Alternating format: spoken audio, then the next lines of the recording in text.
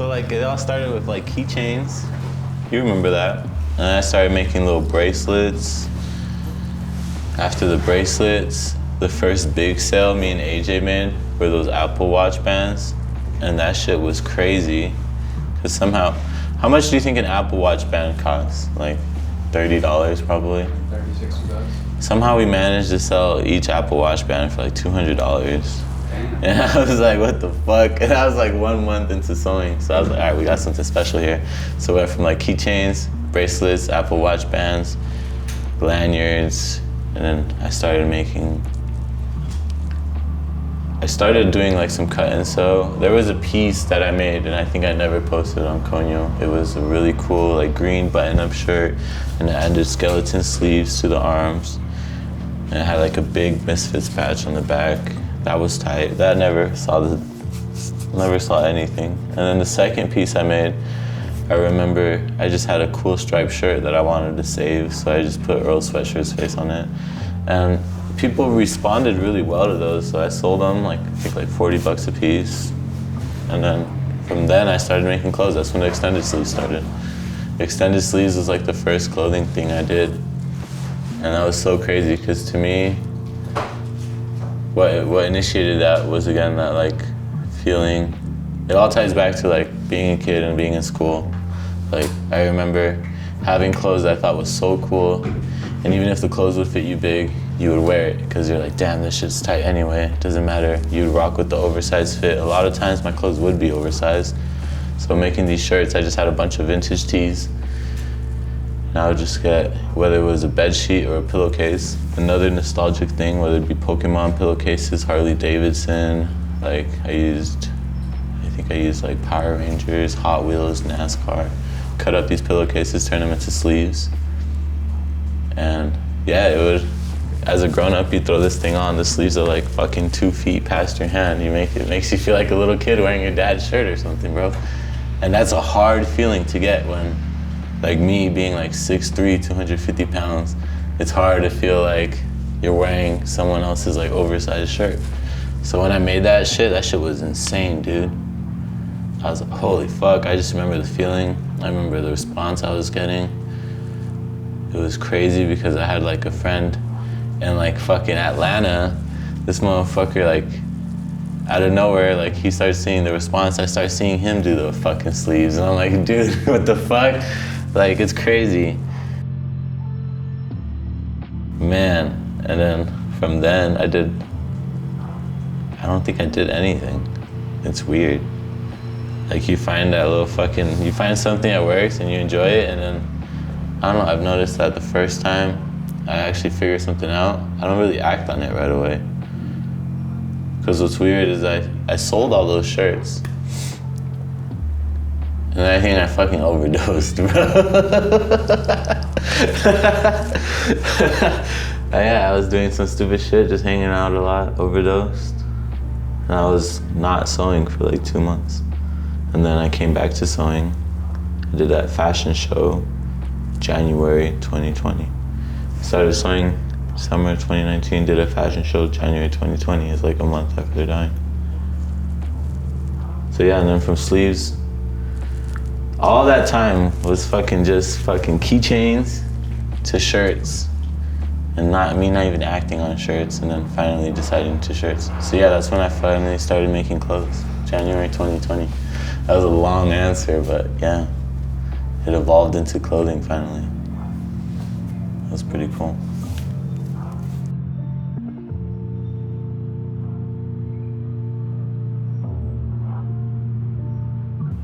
What's next for Coño? I want my art not necessarily to be art for adults now that I'm older, my late 20s. I want my art to grow up as I do. I want my art to be seen. Like if you look at my art, you could tell that, like not necessarily an old man made it, but someone who has like a little more thought into it made it, or like someone, I want it to be more cohesive. Like, so if I drop something, I'm thinking of doing like these Carhartt 5 panels, those 5 panels I was making, like you said. I want to do a collection, like I could find whether it's like a green pair of pants, like a brown canvas, a black canvas, and then let's say like a blue canvas, 4 different colors of pants, make 3 hats out of each color, and drop a collection of all Carhartt 5 panels. That would be so sick. And like, so you have like a few of each color. That sounds like a collection I've been like holding on to.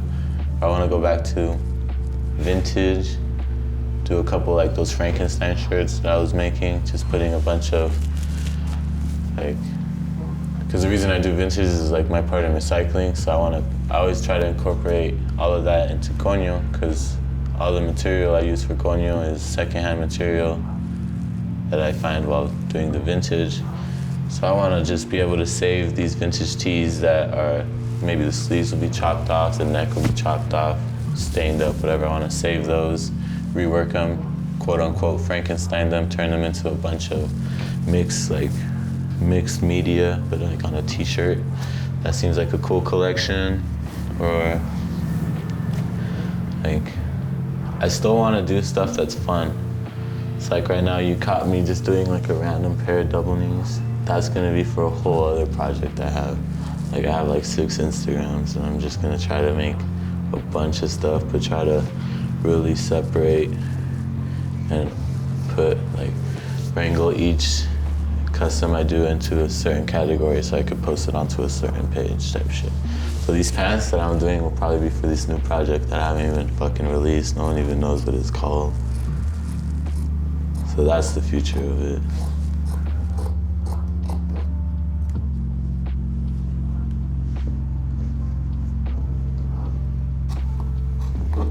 I really should pin this shit down, but I never do. I don't know. Never have, never will. I feel like it's more fun. Finesse. Always works out. Always happens to work out.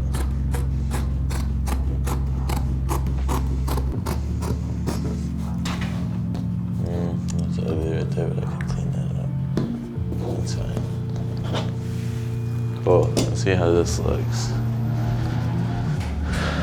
I'll bring these up over there.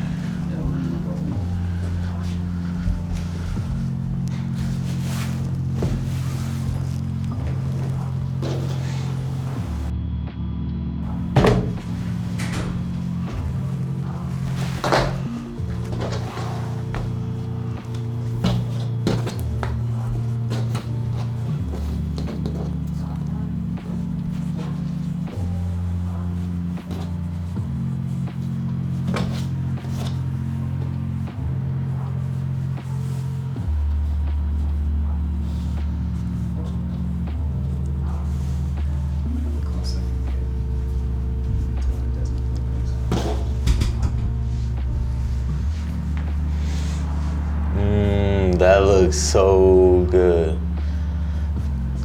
Holy snap. That looks better than the denim for sure. Let's gotta clean up this line right here.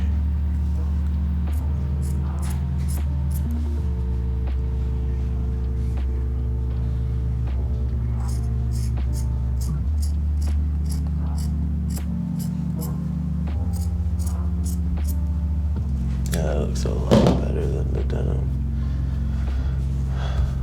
Is it gonna be clean? Yeah. Quick little things like that, right?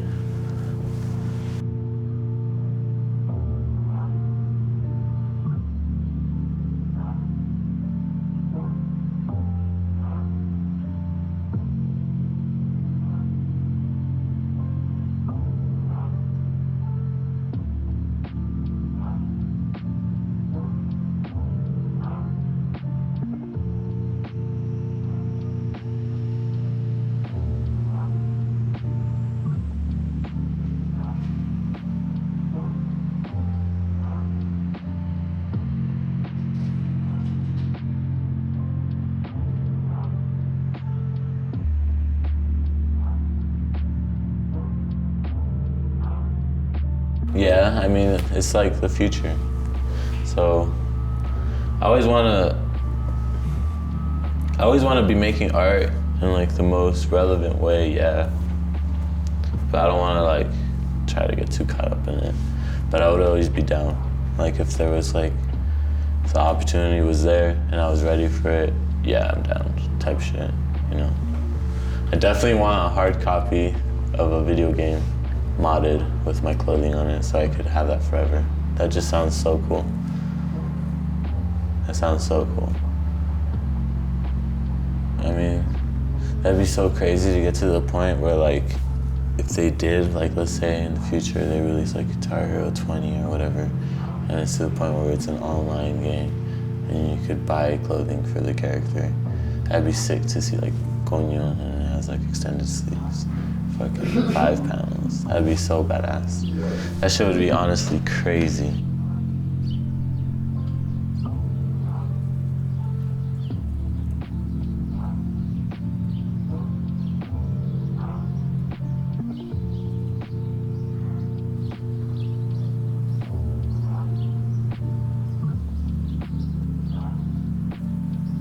Favorite title on PS2 to play would have to be probably Tony Hawk. The game I love to play I don't even own. I have 2 Tony Hawk titles, but I don't even own my favorite one. It'd have to be Underground 2. You ever played Underground 2? That's when it gets the wackiest. It's like you have to do a whole scavenger hunt. It's a bunch of stupid missions. You're like grinding on stupid stuff and it'll make a wall fall down and you see some kid dancing in front of a goat. Like stupid stuff like that. That's like the funnest game. Because I love skateboarding. I love the clothing that came with skateboarding. I always notice the clothing in video games. Like, that shit's so badass.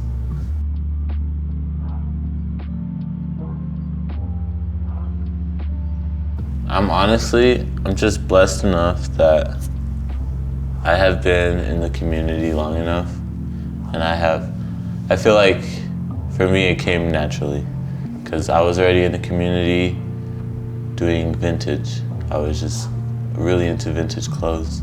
I was always around clothes in general. I made all these connections with friends, whether they owned vintage stores, or they were also sellers like me, resellers, or they were just barely getting into it, or they're just collectors. I met all these people. I've met outside, like, and then so like I'm doing vintage. I started doing pop-ups just solely for vintage. I'm meeting customers at pop-ups. I'm getting regular customers that are waiting to see me every month. They're seeing me get better at vintage. That turns into me wanting to make something. Well, as I'm doing vintage, I find all this stuff that I'm like, this is cool, but I can't sell. I'm gonna hold on to it because I'm gonna use it for the future, make something out of it. That turns into me making stuff.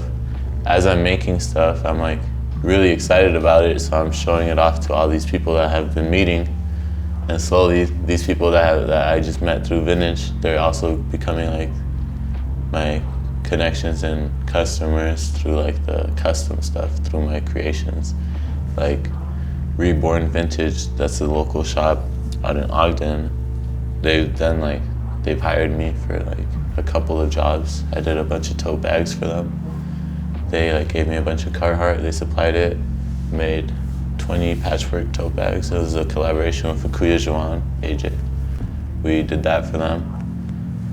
They loved it so much, they rehired me. I forgot how much it was, 20 pillows or 50 pillows? I think it was 20 pillows. Patchwork pillows, that was another collab. So like that's already been a customer. He's about to hire me to make some jackets, and that's a customer I met for like finding work. I found him just through vintage naturally. And like having my work in his shop is like exposing me. It's like free advertisement. It's just like my friends all wearing my stuff or living downtown. I'm doing these pop-ups. Slowly doing those pop-ups for vintage, I'm just putting my customs on the racks at the same time. People are like, whoa, this is crazy. I'm like, I also made that. And then, yeah, it's just like, it all happened naturally. It's pretty, I don't know. Like how I said earlier, like it was always around me ever since I was a kid. I loved clothes, man. Always loved clothes. I'm just glad that I'm able to appreciate clothes as it is, and I'm also able to remix it at the same time. So it's like, my love for clothes is so big that like, yeah, it's like I could keep it as an original, or I could turn it into something else. This fucking gnat.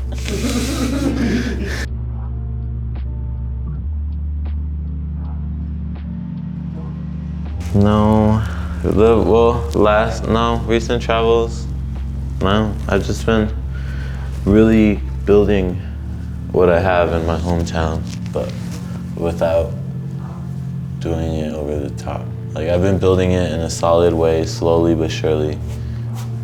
Like, I haven't produced anything, but people are still really there for me. Like, they're still wearing my stuff. I'm able to repost them wearing my stuff.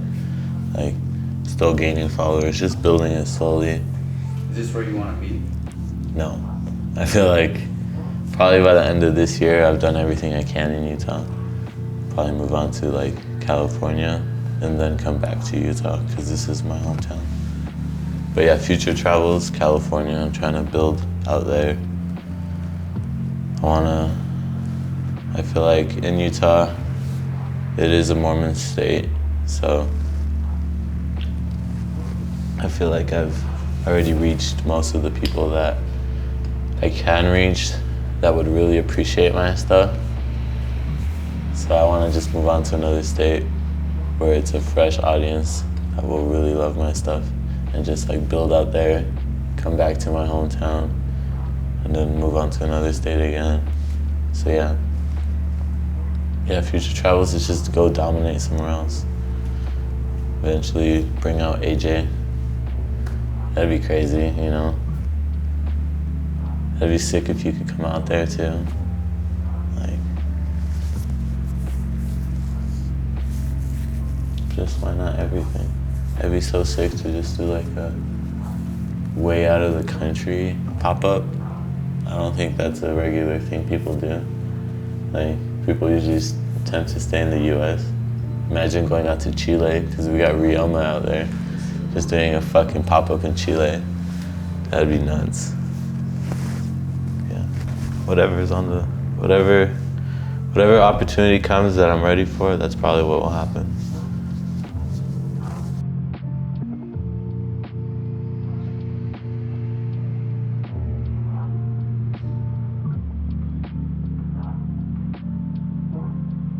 Trends, I feel like I happened to be a part of the balaclava trend. It's still there, but it's at the point where I feel like it's become corny and it's dying. Like the whole ski mask shit, like those were hitting hard. Everyone was making ski masks with ears, ski masks with like weird little adjustments, ski masks with embroidery and stuff. Like I made those Kuji ski masks. That was in December, I believe, or it might have been January. I think it was December. Did you see those? Yeah, I did like a 2-part drop. Those were super popular. They sold out both times, like within hours. That was insane. A lot of love from my supporters, and I appreciate that shit. That was probably the most recent trend I was a part of. A trend that I'm interested in now is, it's still considered a trend. I don't like to call it a trend because it's something I do. It's just like reworking. That's still a trend. Everyone loves to rework. Every day I'm meeting more and more kids at the bins that are like, yo, I'm getting into sewing. Check out what I made. I consider that a trend. It's still strong, and more power to it. I love how everyone's creative. And I feel like, I don't know if you asked me this, I don't think you did, but what I think the next trend would be is like turning clothes, whether it's vintage material or like new material, but just making clothes that looks like clothes from the 70s or like 80s. I feel like since people are already wearing these flared pants and everything, people are gonna wanna make their own like patterns and stuff. So I feel like these kids that are reworking are gonna start to make clothing that looks vintage, and then we're gonna see brands like these big major fashion houses like Louis Vuitton biting from these small creators and trying to make like flared bell bottoms and shit that look from the 70s, and then that's gonna be fucking just like, that's when you're gonna know it's a trend, once like the big brands are starting to copy these small creators. So yeah, And I feel like that's already in like progress, because I went to fucking, what was it, Forever 21 the other day, and they're selling bell bottoms. I'm like, what the fuck? Like, that's nuts. That's fashion. It always recycles. Yeah. Safe, bro. Cool. Well, I think if there's anything else that you want to add on. That was cool. Chill little interview. Let's get some shots of some cool shit.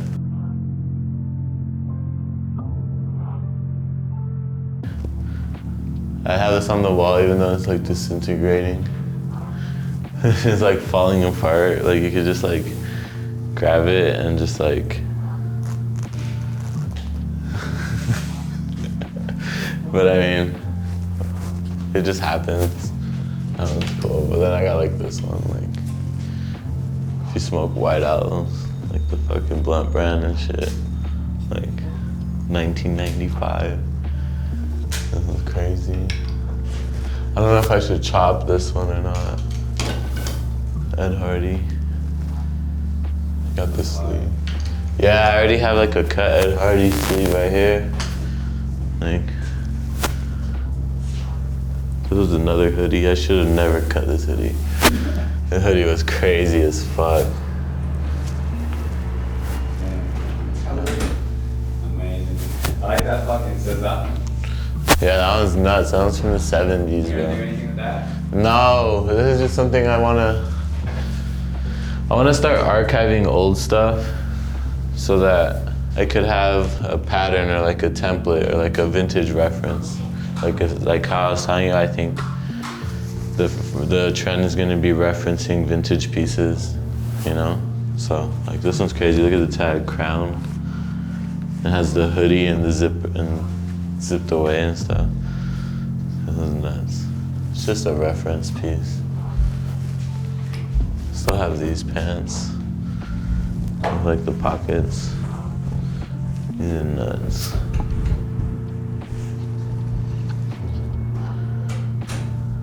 The drawstrings. This one's nuts too. The pocket. Back pockets. That was nuts. Let's not forget about that bag right there. Yeah, this bag is cool. You could like throw it on type shit. Right, like this. You could like fit a lot in there actually. Could probably fit the machine.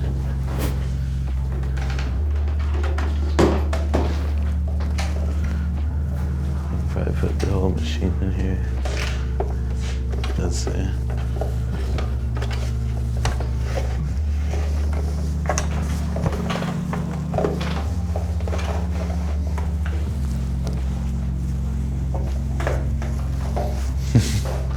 It's the machine, just in the bag. If you need to get the machine out, I'd probably take this one out. Get the machine out very easily. Let's see. Got that bag. Got this bag. Rio.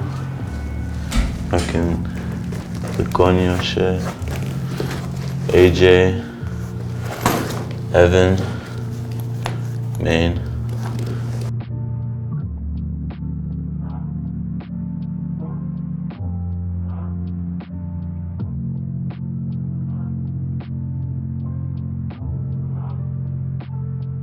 Get like a fly little sleep mask. Has a little earplugs. We don't need those. And these are mass produced, given to every fucking airplane passenger, and I bet only half of them use it.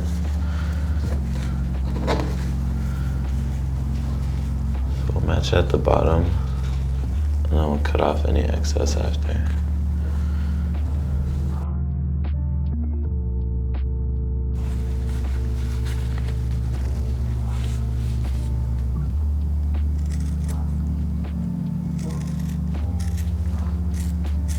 There we go. It's more to size.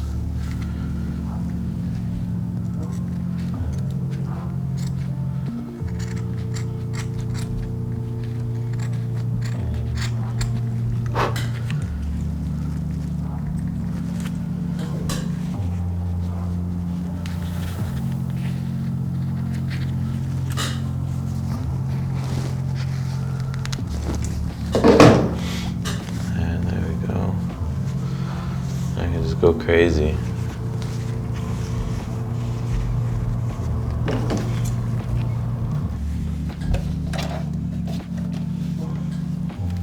Let's just go crazy.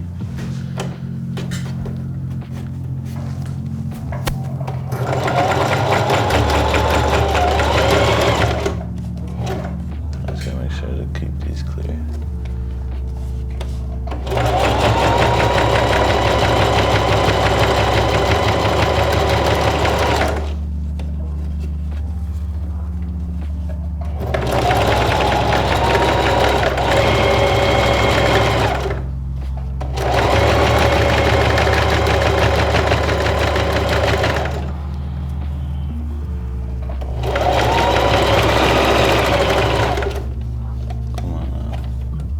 Get out of the fucking way.